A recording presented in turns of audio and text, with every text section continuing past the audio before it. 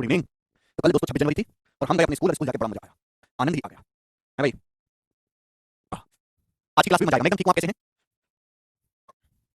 तो हम लोग राइट एंगल ट्रायंगल सम पढ़ रहे हैं। मैंने राइट एंगल ट्रायंगल के बहुत सारे बूंदी दिखाई भाई, चिंता ना करें। छोटे छोटे कंसेप्ट मैंने आपको बताया कि राइट एंगल ट्रायंगल का 90 डिग्री वर्टेक्स से हाइपोटेनस से परपेंडिकुलर डाला जाए तो कौन कौन से कंसेप्ट बनते हैं, और ज्यादातर उस पे प्री के पेपर में सवाल आते हैं। ठीक है, मींस के पेपर में तो काफी और भी चीज पूछने के लिए प्री के पेपर में डायरेक्ट रिजल्ट, छोटा रिजल्ट होते हैं, जिसमें क्वेश्चन ज्यादा बनते हैं। शीट पहले से अपलोड है। क्या आप लोगों ने आगे कोई कंसेप्ट में पिछली क्लास में बता चुका, आप लोगों ने आगे सवाल पूछने करने की कोशिश की? कुछ नहीं कोशिश की आप लोगों ने, कुछ नहीं आप पढ़ना चाहते, बिल्कुल बेकार आदमी है। शुरू करते हैं। आपके सामने चित्र दिया गया है, देखिए चित्र में एंगल एबीसी 90 डिग्री है, ये एंगल बीडीसी 90 डिग्री है। सवाल बोला एडी की लंबाई 18, सीडी की लंबाई 32, एडी की लंबाई 18 सेंटीमीटर है, सीडी की लंबाई बच्चों 32 सेंटीमीटर 32। तो आपसे पूछा ट्रायंगल एबीसी का एरिया, करो बताओ कैसे करेंगे बच्चों। ये right angle triangle 90 degree vertex से हाइपोटेनस से परपेंडिकुलर डाला गया है। तो अगर मैं आपसे कहूं बीडी की लंबाई बताओ जरा, तो बीडी की लंबाई आप निकाल सकते हैं 1 सेकंड में अंडर रूट 18 32। बीडी की लंबाई बच्चों आप निकाल सकते हैं अंडर रूट 18 32। 18 में देखो बहुत है 9, 9 अंडर रूट आ जाएगा 3, अब बचा 2, 2 32 64 64 आ जाएगा 8। तो बीडी की लंबाई आ गई 24। अगर आपसे सवाल में बीडी की लंबाई पूछा होता तो आप इस सवाल का आंसर बता देते 24 सेंटीमीटर 24 सेंटीमीटर। कम से कम ये बात आपके दिमाग में आती है। लेकिन आपसे एक लेवल आगे पूछा, आपसे पूछा राइट एंगल ट्रायंगल का एरिया। तो किसी भी ट्रायंगल का एरिया होता है 1/2 आधार गुणा ऊंचाई। अगर आप ध्यान से देखें तो इस राइट एंगल ट्रायंगल का ये बेस कितना है, ये हाइपोटेनस कितना है, तो आप कहोगे सर 18 प्लस 32, साइड एसी की लंबाई 50 है। राइट एंगल ट्रायंगल का हाइपोटेनस 50 है और इस हाइपोटेनस पर सामने वाले वर्टेक्स से, सामने वाले शीर्ष से परपेंडिकुलर हाइपोटेनस की हाइट 24 है। तो राइट एंगल ट्रायंगल का एरिया होगा कि 50 50 224 बार आ जाएगा, 50 गुणा 12 यानी कि 600। तो बी ऑप्शन 600 सेंटीमीटर स्क्वायर सवाल का आंसर आएगा। पी बराबर ए बाई सी का नाम पी तो हमने निकाल लिया बेटा ऑलरेडी। एरिया बराबर 1/2 आधार गुणा ऊंचाई। यहाँ पे हाइपोटेनस आपको बेस मान लेंगे, उसके सामने वाले वर्टेक्स से हाइट रखा है, तो बहुत ही परफेक्ट। अब देखो पी और मींस के सवाल में क्या फर्क है, पी में आपसे केवल बीडी पूछ लेगा, यहाँ पे थोड़ा सा कंसेप्ट आगे जाके ये पूछ लिया एरिया। ठीक है ना, आगे चलते हैं स्टूडेंट अगले सवाल की तरफ। सवाल नंबर 51 दोस्तों, ये वाला जो सवाल है ये आया था बच्चे आपका सीडीएस के पेपर में। ठीक है, 2-3 साल पुराना क्वेश्चन है हालांकि। जी बताइए क्या नंबर सवाल बच्चों, इसका क्या आंसर है? इन द गिवन फिगर दिए गए चित्र में मेरे दोस्तों आपके सामने चित्र दिया है, एसी से बीडी का रेशियो 13:6 है। ध्यान से समझने की कोशिश करिएगा मेरे दोस्तों, आपके सामने चित्र दिया एसी से बीडी का जो रेशियो है वो 13:6 है। यानी कि अगर बीडी की लंबाई 6 यूनिट है, 6 यूनिट, तो एसी की लंबाई 13 यूनिट है, 30 यूनिट। एसी का हाइपोटेनस एसी से बीडी का रेशियो 13:6 है। तो आपसे पूछा tangent of C, tangent of C क्या है मेरे प्यारे, ये वाला एंगल सी है, इस एंगल का टेंजेंट बताना है। अच्छा टेन होता है बच्चों परपेंडिकुलर बटे हाइपोटेनस, लंब बटे कर्ण। टेन का होता है परपेंडिकुलर बटे हाइपोटेनस, लंब बटे कर्ण। आप बोलोगे हां जी सर बिल्कुल सही, ये 90 डिग्री है मेरे प्यारे भाई। तो अगर मुझे टेन सी परपेंडिकुलर पता है, अगर मुझे ये बेस पता लग जाए, सीडी की लंबाई पता लग जाए, तो क्वेश्चन आसानी से सॉल्व हो जाएगा कि नहीं हो जाएगा?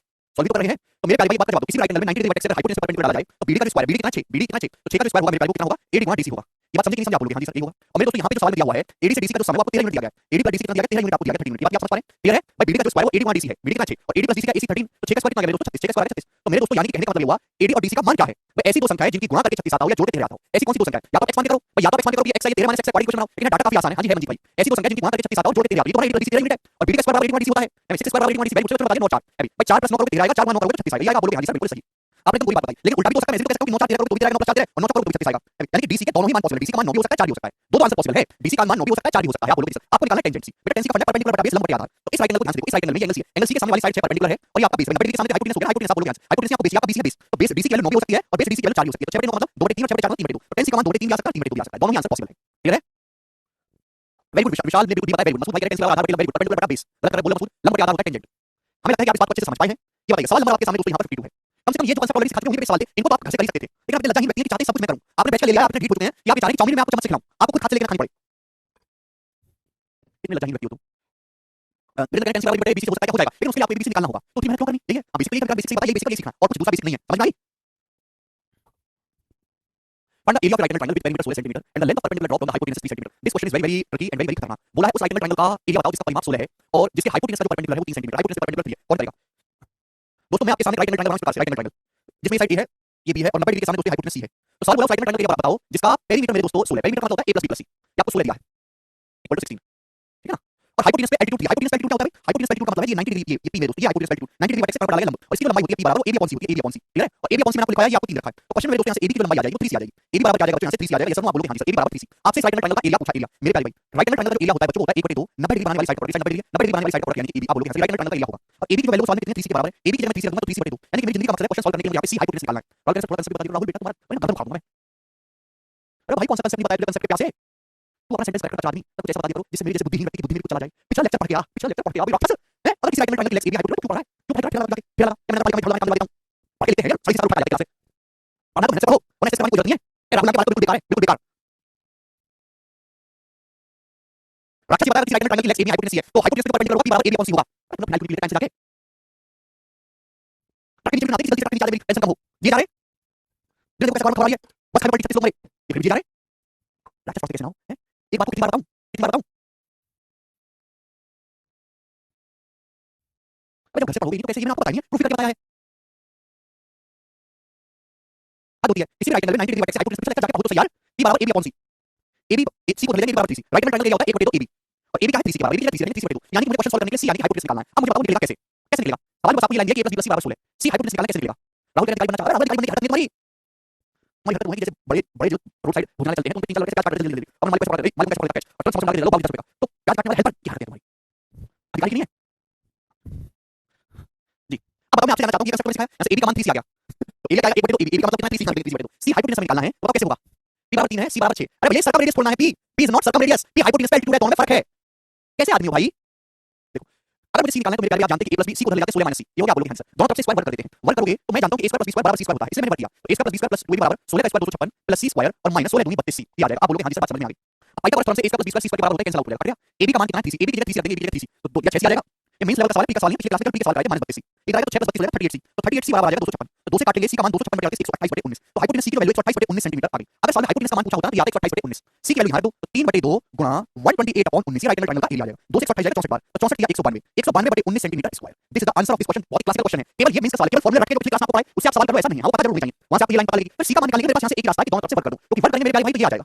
संजीव के से बोल रहे हैं, बट संजीव बोल तो तुमसे दुनिया हो चुकी है, घर वालों को तुम्हारी खास पसंद नहीं है, वो भी इसमें कहते हैं कुछ ऐसे मुंह फेर लेते होंगे, तुम खाली बैठा जाके मटेरियल ले, अभी तक उनके मन में भी आता होगा काश इसको बदल के दूसरी वाला लाने की परमिशन होती, कितना अच्छा होता, लेकिन तुमको झेलना है, वो खर्चा उठाए तुमको ऐसे सुबह को शाम को रोटी दे रहे हैं, आर्टिस्ट रहेगा, प्राइस को अच्छी लगे, आर्टिस्ट रहेगा, c बराबर 128/19 सेंटीमीटर, ये c का मान उठा के यहाँ पे रखा हमने, तो ये एरिया आएगा। क्लियर है? आप बोलोगे जी बिल्कुल सही बात, एकदम करेक्ट। आगे चलते हैं नेक्स्ट क्वेश्चन, सवाल नंबर 50, जवाब दीजिए, सवाल का आंसर है नहीं, हम अपनी मर्जी से कोई ले सकते हैं, ऐसे कैसे अपनी मर्जी से ले लो कुछ भी। एबीसी राइट एंगल ट्रायंगल है, जो हाइपोटेनस बीसी पर एडी लंब है, एसी जो है वो एबी का दुगना है, तो आपसे पूछा बीडी का मान क्या होगा, बीडी का मान, और आंसर आपको बीसी की टर्म में बताना है, बीसी की टर्म में। ठीक है मेरे दोस्तों, सवाल कुछ भी नहीं है, सवाल ये बोला गया है कि एबीसी राइट एंगल ट्रायंगल है, हाइपोटेनस ना बीसी है, हाइपोटेनस का जो बीसी बोला है, इसका मतलब मेरे दोस्तों ये हो जाएगा बी सी हाइपोटेनस है, ये ए आपका 90 डिग्री हो जाएगा, 90 डिग्री, ठीक है ना। मतलब एसी बराबर 2, एसी वो एबी का दुगना है, यानी कि अगर एबी की लंबाई 1 मीटर है, एसी की लंबाई 2 मीटर है, एसी जो एबी का दुगना है, एबी 1 मीटर, एसी दुगना 2 मीटर है, और एडी परपेंडिकुलर, एडी जो है वो हाइपोटेनस बीडी पे परपेंडिकुलर है, तो आपको एडी की लंबाई निकालनी, सॉरी बीडी की लंबाई आपको निकालनी है, बीडी की, ठीक है ना, बीसी पर एडी परपेंडिकुलर, बीडी की लंबाई आपको निकालनी है, करो बच्चों कैसे करेंगे, बीसी की टर्म में आंसर बताना है भाई साहब। अगर ये 1 मीटर है, ये 2 मीटर, तो पाइथागोरस से हाइपोटेनस कितना है √5, 1 का स्क्वायर + 2 का स्क्वायर 4 5, हाइपोटेनस की वैल्यू √5 आपको निकालना है बीडी, कैसे निकालेंगे आप जानते हैं, मैंने आपको समझाया किसी भी राइट एंगल ट्रायंगल में अगर लेग्स मुझे निकालना हो, भाई मेहनत से पढ़ लो, प्लीज मेहनत से पढ़ लो, क्यों अपनी जवानी को बर्बाद कर रहे हो, पता कितने लोग अभी अभी रिसर्च आई है, सरकार ने सर्वे मालूम साझा भी करी, भारत में सबसे ज्यादा वो जनसंख्या उपलब्ध है जिनकी शादी नहीं हो पाई केवल इस कारण से क्योंकि वो बेरोजगार है। बेरोजगारी में तो हमारा टॉप वर्ल्ड में पहुंच चुका है हमारा देश, वो तो 3 साल पहले पहुंच गया था, लेकिन अब इस आंकड़े में टॉप पे पहुंच चुका है कि पूरे भारत में, मतलब भारत एक तरफ और दुनिया के 180 देश एक तरफ इतने ज्यादा बेरोजगार अवेलेबल है जिनकी शादी हुई है, इस वजह से क्योंकि उनके पास नौकरी नहीं है, बीवी का खर्चा उठाने के लिए उनके जेब में पैसा नहीं है। सर एक कैसे 90 डिग्री पे है, अमित का डाउट है, अमित भाई अगर ट्रायंगल क्या है एबीसी, अगर हाइपोटेनस बीसी बन गया, बीसी का बन गया, तो जो बचा है वर्टेक्स वही तो 90 डिग्री होगा, कॉमन सेंस से तो सोचो। इस भीड़ में ना तुम में से 57% वाले शामिल होने वाले हैं, जाके जो अभी सरकार ने आया है, इस भीड़ में 57% तुम में से शामिल होने वाले हैं, तो आपकी हरकतें ऐसी नहीं कि आप नौकरी ले लो। मोदी है, तुमसे मोदी जी की गलती है, गलती से मोदी जी की, ये 1 मिनट है, ये 2 मिनट है, सबको गवर्नमेंट जॉब चाहिए, सबको प्लेट लगाओ, सबको गवर्नमेंट जॉब चाहिए, कोई बात नहीं, सबको चाहिए, लेकिन उस गवर्नमेंट जॉब को लेने के लिए मेहनत भी तो करो, काबिल भी तो हो, सरकार ने सवाल उठा के दे दे, तो आपके अंदर काबिलियत ही नहीं है, आप किसी चीज को याद ही नहीं रख सकते, किसी डाटा को, कल के फॉर्मूले आज आपको याद नहीं रहते, तब मुझे बताओ कि आप पूरा पूरा बजट पत्र कैसे याद कर लोगे, क्यों आपको सरकार जॉब दे, गवर्नमेंट की कोई गलती नहीं है, लड़के काबिल उपलब्ध ही नहीं है मार्केट में। अब ये नहीं बता सकते कि बीडी की लंबाई कैसे निकालेंगे, 20 क्वेश्चन मुझे कर सकते, बताओ।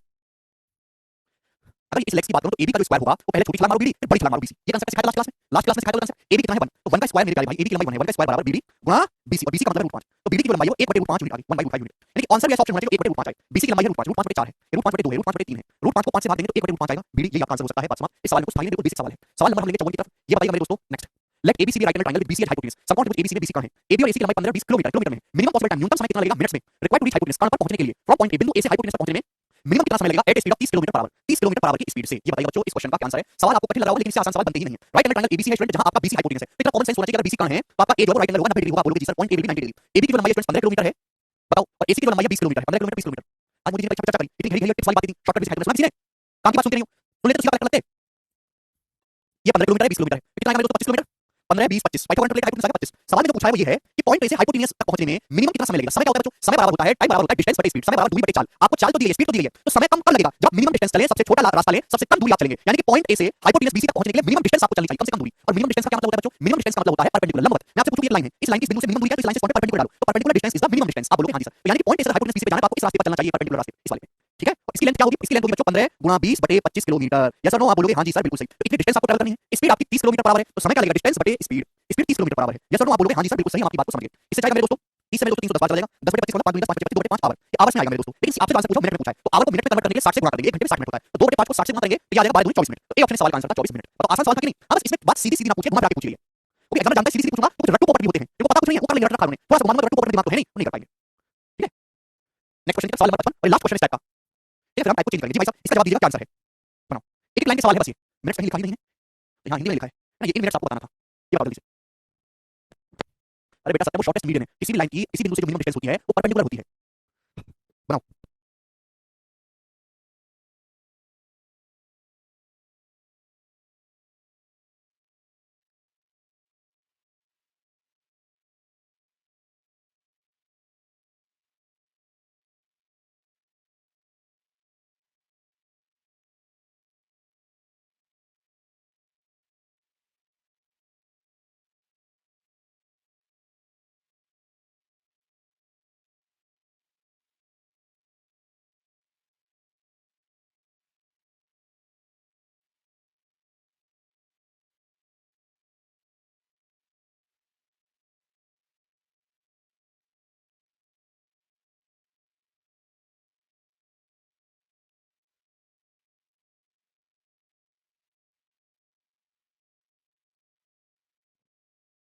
ट्रायंगल एबीसी में एबी एसी के बराबर है, एंगल सीएडी 90 डिग्री है, बीडी की लंबाई 18 है, सीडी 30 है। तो आपसे पूछा ट्रायंगल एबीडी का एरिया क्या होगा? सबसे पहले जो बड़ा ट्रायंगल है वो आइसोसेलेस ट्रायंगल है और उसमें लाइन एडी खींची गई है, ये एंगल आपका सीडी 90 डिग्री का है। बोला बीडी की लंबाई 18 सेंटीमीटर, सीडी 30, तो बीडी की लंबाई 18 सेंटीमीटर है, सीडी की लंबाई 30 सेंटीमीटर है। ट्रायंगल एबीडी का एरिया, इस ट्रायंगल का एरिया निकालना है। तो बच्चों इस ट्रायंगल का मुझे बेस पता है 18 है, अगर इस ट्रायंगल की कास्ट मुझे हाइट पता लग जाए तो एरिया पता लग जाएगा ट्रायंगल एबीडी का एरिया। अब हाइट कैसे पता लगेगी भाई? मैं अगर यहां से परपेंडिकुलर डालूंगा, परपेंडिकुलर 90 डिग्री मेरे दोस्तों, तो ये ट्रायंगल की हाइट होगी। बेटा जो ट्रायंगल एडीबी है ऑपोजिट ट्रायंगल अधिक कॉन्टिन्यूड, ये इस ऑपोजिट ट्रायंगल की हाइट है। लेकिन अगर मैं बड़े वाले ट्रायंगल को बच्चों ध्यान से सुनना, ध्यान से देखिएगा, बड़े वाले ट्रायंगल ए बी सी को अगर मैं ध्यान से देखूं तो आइसोसेलेस ट्रायंगल है, समझ जाओ। और किसी आइसोसेलेस ट्रायंगल का परपेंडिकुलर डाला जाए तो बेस को बाइसेक्ट करता है, आधा आधा समझ भाजित करता है, यानी कि ये परपेंडिकुलर एम जो है वो बीसी का मध्य बिंदु होगा बच्चों, मिड पॉइंट होगा। आप बोलोगे हां जी सर मिड पॉइंट होगा, बिल्कुल सही बात आपने कही है।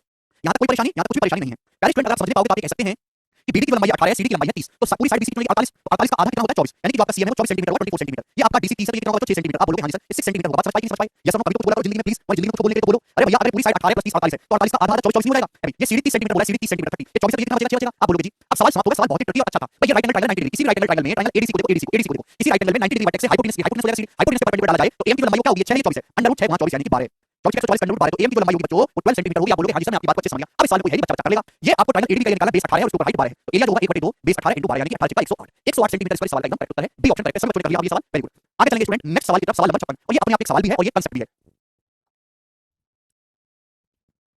सवाल नंबर 56 आपके सामने। सबसे पहले सवाल समझते हैं क्या? पहले मैं आपको इस सवाल को करने का डिटेल तरीका बताऊंगा, फिर मैं आपको इसका शॉर्टकट समझाऊंगा। आपके सामने दिया गया कि पी क्यू आर एक राइट एंगल है जिसमें angle Q R, angle P Q R 90 है, एंगल क्यू 90 है। पी क्यू की लंबाई 15 सेंटीमीटर है, क्यू आर 20 सेंटीमीटर है, क्यू एस एल्टीट्यूड है, क्यू एस जो साइड पी आर पे हाइपोटेन्यूज पी आर पे एल्टीट्यूड है। सर्कल इंस्क्राइब किए हैं तो इस triangle right angle triangle Q S के अंदर सर्कल बनाएंगे, दो सर्कल बनाएंगे। इस सर्कल का सेंटर ए है, सर्कल का सेंटर बी है। तो आपसे पूछा ए और बी के बीच की डिस्टेंस क्या है? सवाल में आपसे ए और बी के बीच की दूरी पूछी गई है, ये इसका आपको आंसर बताना है। मैं डायग्राम को बना दूं, ठीक है ना?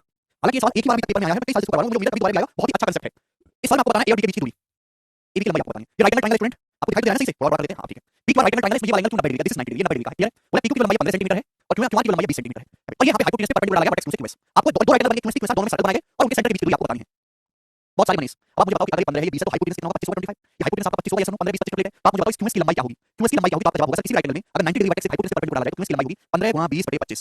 इसका मतलब 300/25 यानी कि 12 सेंटीमीटर। तो क्यूएस की लंबाई 12 सेंटीमीटर होगी, 12 सेंटीमीटर। बात समझे? आप बोलोगे हां जी सर 12 होगी। अब ये एंगल कितने का? तो ये भी 90 डिग्री का आप बोलोगे हां जी सर। तो बच्चों 90 डिग्री के सामने 15 है, ये 12 है, तो कितना बचेगा? 9 9 12 15 प्लेट है, 90 डिग्री के सामने 15 12 9 होगा, 9 12 प्लेट है, 90 डिग्री के सामने 20 है बच्चे, 12 कितना होगा? 16 है। अब देख सकते हैं कि 9 + 16 25 के बराबर आ गया। हमारी जिंदगी का क्या मकसद है? सबसे पहले आप इन दोनों सर्कल के बीच रेडियस निकालो। इन दोनों सर्कल की रेडियस क्या है? रेडियस आप जानते हैं कि अगर किसी ट्रायंगल की साइड 3 4 5 है तो राइट एंगल इसकी रेडियस होती है 1 होती है 1। मैंने आपको समझाया, आप बोलोगे हां जी सर। अब अगर ये राइट एंगल ट्रायंगल क्यूएसपी है, साइड है 9 12 15, 3 4 5 है, रेडियस होती है 1, यहां पे 3 गुना है, तो इस ट्रायंगल की जो सर्कल की रेडियस होगी वो 3 होगी। सर्कल की रेडियस होगी मेरे प्यारे 3 होगी, आप बोलोगे सर। इस सर्कल की रेडियस कितनी होगी बच्चों? ये सर्कल की रेडियस कितनी होगी? जवाब दो बच्चों। भाई 3 4 5 रेडियस 1 है, ये 4 गुना 4 3 12 4 4 4 5 20, तो इसकी इन सर्कल की रेडियस होगी 4। तो इस सर्कल की रेडियस बच्चों 3 है, सर्कल की रेडियस है 4। ये बात समझ में? आपसे पूछा दोनों सर्कल के सेंटर के बीच की दूरी। मैंने आपको पहले समझाया था, आप भूल गए, आपको याद नहीं रहता कुछ भी। अगर दो सर्कल एक दूसरे को बाहर से टच करते हैं, एक्सटर्नली टच करते हैं, तो उनके सेंटर के बीच की दूरी होती है रेडियस का सम। साथ बताने लगे प्रिंसिपल को गलती कर दी। यहां ये दोनों सर्कल एक दूसरे को एक्सटर्नली टच नहीं कर रहे बेटा। ये दोनों सर्कल आपस में टच नहीं कर रहे, ये दोनों सर्कल लाइन क्यूएस को टच कर रहे हैं। ये लाइन क्यूएस को यहां टच कर रहा है, लाइन क्यूएस को यहां टच कर रहा है, अलग-अलग। जब दो सर्कल एक दूसरे को एक्सटर्नली टच करते हैं तो उनके सेंटर के बीच की दूरी रेडियस का सम होती है, मैंने आपको समझाया। राइट एंगल ट्रायंगल की रेडियस बेटा लोग 3 4 5 रेडियस 1 है, 3 के 4 के 5 की रेडियस होगी k।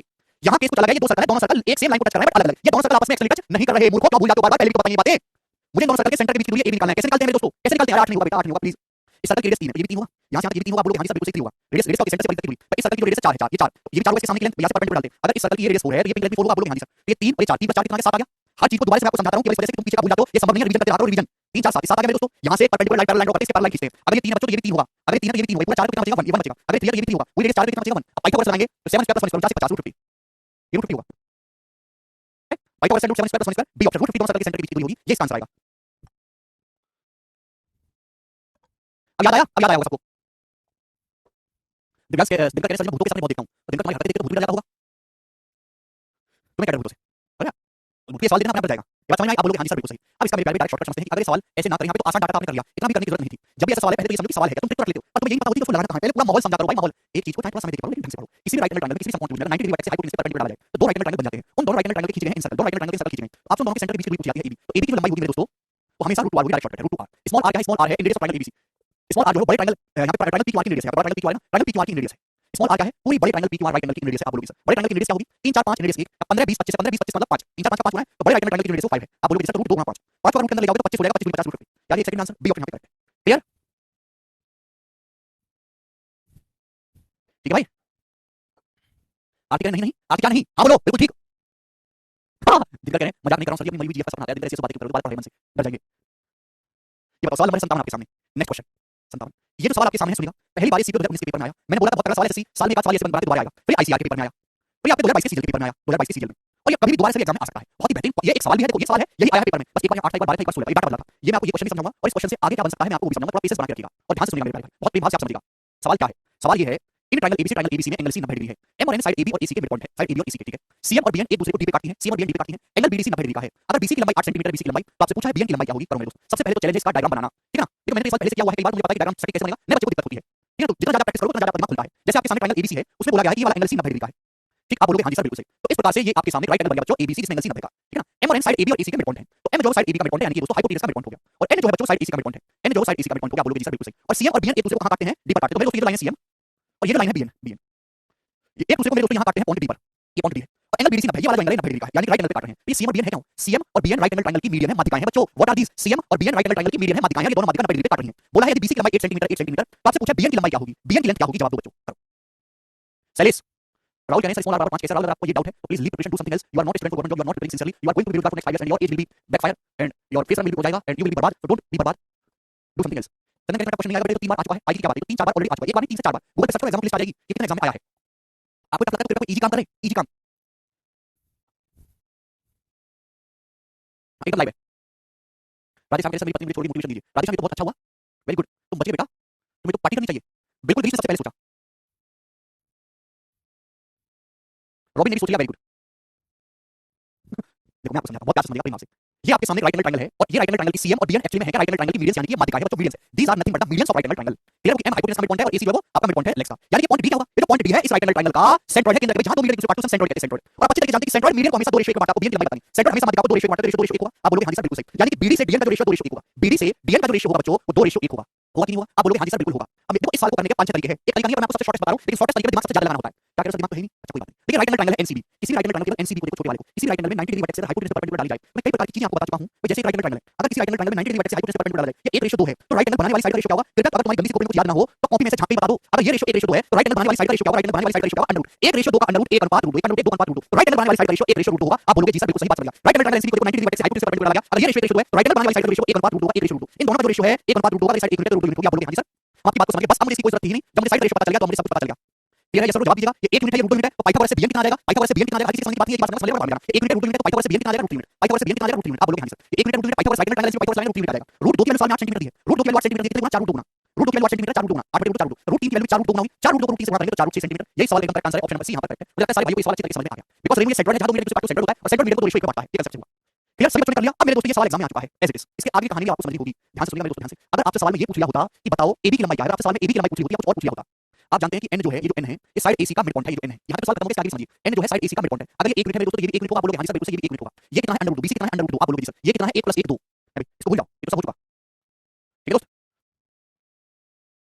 ये डी का साइड में ट्रायंगल का सेंटर 1:2 का रेशियो 1 अनुपात रूट 2 होगा। आप बोलोगे सर, अगर ये 1 यूनिट है, ये भी 1 यूनिट होगा क्योंकि एन मिडपॉइंट है। ये साइड कितने मेरे दोस्तों? 1 और 1 2 यूनिट, ये है रूट 2 यूनिट। तो पाइथागोरस थ्योरम से हाइपोटेनस कितना आ जाएगा? 1 और 1 2 और रूट 2 मेरे दोस्तों पाइथागोरस आ जाएगा 2 + 4 रूट 2 + 6 यानी कि रूट 3 यूनिट। यानी कि मेरे प्यारे भाई आपसे एग्जाम में कुछ भी पूछ ले, आप थर्ड किसी की लंबाई निकाल सकते हैं, किसी भी लेंथ की लंबाई। आपको बीसी की लंबाई 8 सेंटीमीटर दिया, रूट 2 की लंबाई 8 सेंटीमीटर। आपसे हाइपोटेनस एबी पूछ लिया, हाइपोटेनस एबी की लंबाई निकाल सकते हैं, रूट 3 यूनिट। आप साइड एसी की लंबाई निकाल सकते हैं। आप बोलोगे हां जी सर बिल्कुल सही। एक सवाल ये बन गया। दूसरा क्वेश्चन पेपर में सवाल आता है, यदि किसी राइट एंगल ट्रायंगल की, यदि किसी फ्यूचर का सवाल बता रहा हूं, प्लीज इसका नहीं, यदि किसी समकोण त्रिभुज की दो माध्यिकाएं एक दूसरे को 90 डिग्री पे काटती हैं तो राइट एंगल ट्रायंगल की साइड्स का रेशियो क्या होगा? अगर किसी राइट एंगल ट्रायंगल की दो मीडियंस, दो माध्यिकाएं एक दूसरे को 90 डिग्री पे काटती हैं तो बताओ उस राइट एंगल ट्रायंगल की साइड का रेशियो क्या होगा? इस सवाल एग्जाम में आया। तो देखिए जैसे मैंने आपके सामने राइट एंगल ट्रायंगल बोला कि किसी राइट एंगल ट्रायंगल की दो माध्यिकाएं 90 डिग्री पे काटती हैं, क्या राइट एंगल ट्रायंगल की लेग्स की मीडियन, लेग्स की माध्यिका है, लेग्स की, क्या लेग्स की माध्यिका कभी 90 डिग्री पे काट सकती हैं? क्या ये एंगल कभी 90 हो सकता है? नहीं, ये एंगल कभी 90 बन नहीं सकता। 90 होने का मतलब है सीधी सीधी लाइन आना, ये तो हमेशा 90 डिग्री से बड़ा ही बनेगा और ये लाइन हमेशा आर्बिट्रेरी रहेगी, ये 90 कभी बन नहीं सकता। तो लेग्स की माध्यिका तो कभी 90 डिग्री पे काट ही नहीं सकती। अगर राइट एंगल ट्रायंगल की दो माध्यिका 90 डिग्री पे काट रही है तो डायग्राम ऐसे ही बन सकता है कि एक लेग्स की मीडियन होगी और दूसरी हाइपोटेनस की मीडियन होगी, तो यही 90 डिग्री के एंगल पे काट सकती है। यहां से कोई अंदाजा देके बता देगा कि ये एंगल हमेशा 90 डिग्री से बड़ा होगा, तो डायग्राम यही बनेगा। और आपसे पूछा जाएगा बताओ कि राइट अगर मीडियन इसी समकोण त्रिभुज की दो माध्यिका 90 डिग्री पे काट रही हैं तो उसकी साइड का रेशियो क्या होगा? तो सवाल यही है मेरे दोस्तों, सॉल्व करने का तरीका भी यही है। अगर ये 1:2 है मेरे दोस्तों, राइट एंगल वाली साइड का रेशियो 1:2, 1 यूनिट तो ये भी 1 यूनिट होगा। पाइथागोरस थ्योरम लगा के हाइपोटेनस रूट से आ गया, तो राइट एंगल ट्रायंगल की तीनों साइड का रेशियो कितना आएगा? ये साइड बीसी है रूट 2 यूनिट, ये साइड कितनी है? 1 और 1 2 यूनिट, और ये साइड कितनी है आपका? Root 6 unit. आप बोलोगे जी सर, और इन तीनों का रेशियो कितना है मेरे दोस्तों? रूट 2 से काट लेंगे 1 अनुपात रूट 2 अनुपात रूट 3। ये डायरेक्ट एक स्टैंडर्ड रिजल्ट है कि अगर किसी राइट एंगल ट्रायंगल की दो मीडियन 90 डिग्री के एंगल पे काटती है तो उसकी साइड का ratio 1 ratio under root 2 ratio under root 3 होगा। इससे एक लेवल आगे की बात है, मैंने सवाल सीट में डाला है अपनी भाषा में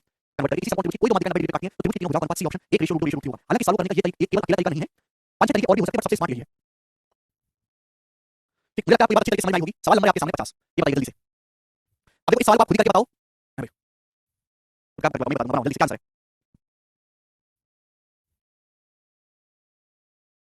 नहीं विशाल, छोड़ दो रोहित।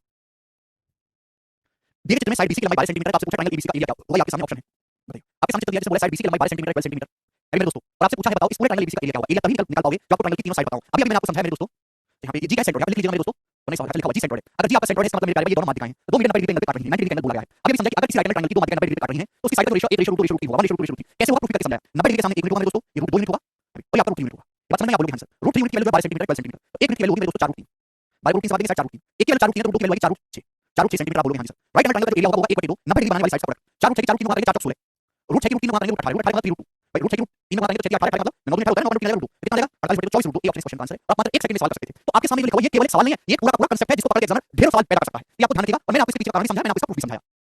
ठीक है जी? ठीक है ना? ये पूरा कांसेप्ट डिटेल मैंने आपको एक्सप्लेन किया। अब आगे चलेंगे सभी लोग। सवाल आपके सामने आएगा बच्चे 60 नंबर बनाओ। करो जी।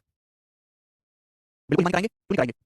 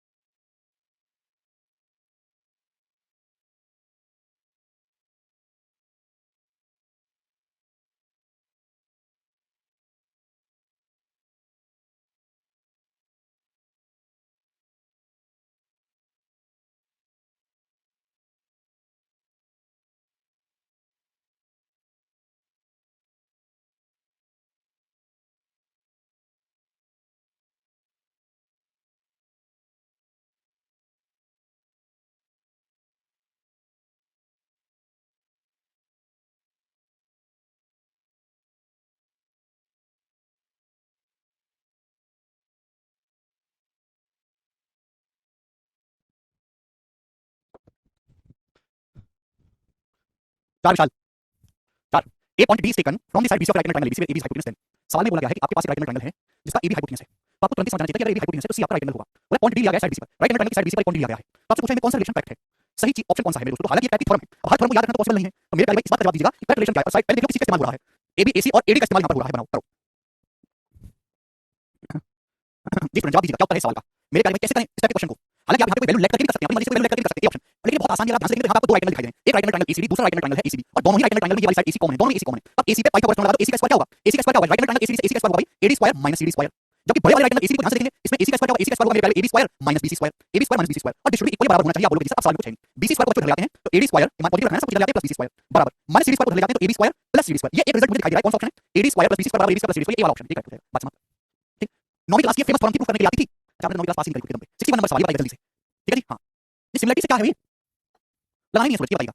ये है मेरे प्यारे भाई आपके सामने मोस्ट इंपोर्टेंट। ये थोड़ा मैंने आपको पहले ही प्रूफ करवा दी है और इससे मैंने आपको क्या रिजल्ट बनते हैं वो भी एक्सप्लेन किया है। अब इसी थोड़ा पे हम सवाल करेंगे। पॉइंट डी और E are taken on the side BC and AB of right angle triangle ABC where AC hypotenuse then. आपके सामने दोस्तों राइट एंगल ट्रायंगल है जिसमें सम पॉइंट डी लिए गए बीसी और एबी पर राइट एंगल ट्रायंगल एबीसी पे जहां एसी हाइपोटेन्यूज है। फिर राइट एंगल ट्रायंगल मेरे दोस्तों जहां एसी हाइपोटेन्यूज है तो बी आपका राइट एंगल होगा 90 डिग्री का होगा एंगल। आप बोलोगे हां जी सर बिल्कुल सही। यहां तक एक पैसे कोई परेशानी नहीं है। दो पॉइंट डी और ई लिए गए साइड बीसी पर एबी पर। साइड बीसी पर कोई पॉइंट डी लिया गया है, साइड एबी पर कोई पॉइंट ई लिया गया है। तो आप मुझे बताइए कि इनमें से कौन सा ऑप्शन करेक्ट है? तो मैंने आपको समझाया था कि एडी का स्क्वायर, ये जो सी लेट्स सी प्लस सी का स्क्वायर, एडी स्क्वायर प्लस सी का स्क्वायर बराबर सेंटर वाली शीट में मैंने आपको एक्सप्लेन किया था, मैंने बोला था कि राइट एंगल में दोबारा से आएगा एडी का स्क्वायर प्लस सी का स्क्वायर किसके बराबर होगा? बराबर होगा मेरे दोस्तों ये जो बी है, ये बी को मिला लीजिए B square equal to B square plus hypotenuse AC का स्क्वायर। ये होगा मेरे दोस्तों जो भी ऑप्शन नंबर यहां पर बी करेक्ट है। एडी स्क्वायर प्लस सी स्क्वायर बराबर D square plus hypotenuse AC square. Let's see का स्क्वायर तो होगा एडी स्क्वायर प्लस सी स्क्वायर बराबर D square plus AC square. ठीक है ना? आपका मस्त रिवीजन भी हो गया। इस पे प्लीज सर का एज इट इज पूछा हुआ सवाल है, मैंने कुछ नहीं किया। देखो कुछ फॉर्म ऐसी होती है जिनको पता है कि बच्चे को याद नहीं रख सकते, तो एग्जामिनर उन पे डायरेक्ट पूछ लेता है फॉर्म्स को। अब जैसे मैं आपको दो क्वेश्चन करवाऊंगा, सवाल नंबर जैसे आप मेरे को देखिए 62, ये सवाल 2021 के पी के पेपर में आया है। अभी इसी कंसेप्ट पे सवाल आपको कोई भी तीन वैल्यू दे देगा और आपसे चौथी वैल्यू पूछ लेगा जैसे कि सवाल में किया गया है। पी के पेपर में ऐसे आसान सवाल आते हैं। पॉइंट पी और 2 है साइड एबी और बीसी पर रेस्पेक्टिवली ट्रायंगल एबीसी पर जो कि बी पर राइट एंगल है। ठीक है? तो मेरे दोस्तों आपके सामने राइट एंगल ट्रायंगल है एबीसी जो बी पर राइट एंगल है। इस प्रकार से एबीसी सम पॉइंट है। Here angle B is nothing but the 90 degree. Side AB और बीसी पर दो पॉइंट है मेरे दोस्तों पी और क्यू। क्लियर है? साइड एबी और बीसी पर दो पॉइंट पी और क्यू है, पी और क्यू, एबी और बीसी पर। तो एक्यू की लंबाई आपको 11 दी है, एक्यू की लंबाई आपको 11 दी है 11 और आपको पीसी की लंबाई 8 दी है, पीसी की लंबाई आपको 8 दी है। आपको एसी की लंबाई 13 दी है तो आपसे पूछा पीक्यू का, पीक्यू की वैल्यू आपसे पूछ ली है, पीक्यू का मान कितना होगा बताओ। ये पीक्यू आपसे पूछा गया, क्या आप नहीं निकाल सकते? इसी राइट एंगल ट्रायंगल में जो लेग्स की सी बनेंगे, स्क्वायर का सम क्या होगा? 11 स्क्वायर प्लस 8 स्क्वायर बराबर 13 का स्क्वायर प्लस पीक्यू का स्क्वायर। 11 का स्क्वायर 121 प्लस 8 का स्क्वायर 64 माइनस 13 का स्क्वायर 69 आ जाएगा बराबर पीक्यू स्क्वायर। तो 64 माइनस 16 माइनस 105, 121 में 105 रहेंगे 16। तो पीक्यू का स्क्वायर 16 आ गया और साइड पीक्यू की वैल्यू आ गई 4 सेंटीमीटर, ये होता है डी ऑप्शन। खत्म। क्या दिक्कत है सवाल में? क्या पैसा सवाल नहीं कर सकते पेपर में? अरे केवल छोटे बालक की तरह वैल्यू रख के कैलकुलेट तो करना है जी। ये बताइए जल्दी से, सवाल आपके सामने है, यहाँ पर कहां गया सवाल? 63 सेम क्वेश्चन है, बस डाटा चेंज है, जवाब दे दो।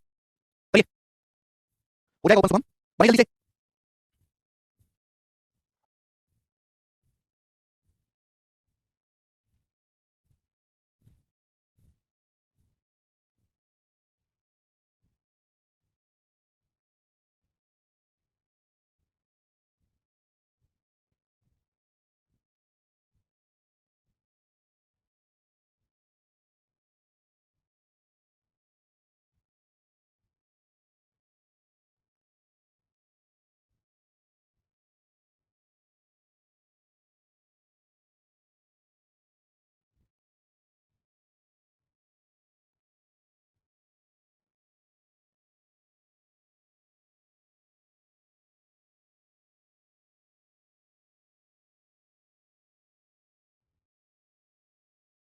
बी ऑप्शन 11 से जो आंसर आ गया सभी ने वैल्यू पुट कर दिया, कैलकुलेट कर लिया, उत्तर आ गया, वेरी बढ़िया, तुम तो बड़ी तेज बात निकले हैं, मैं तो ऐसे समझ रहा था, थोड़ा सा विज्ञान वाला भी था, तुम बताने लगे।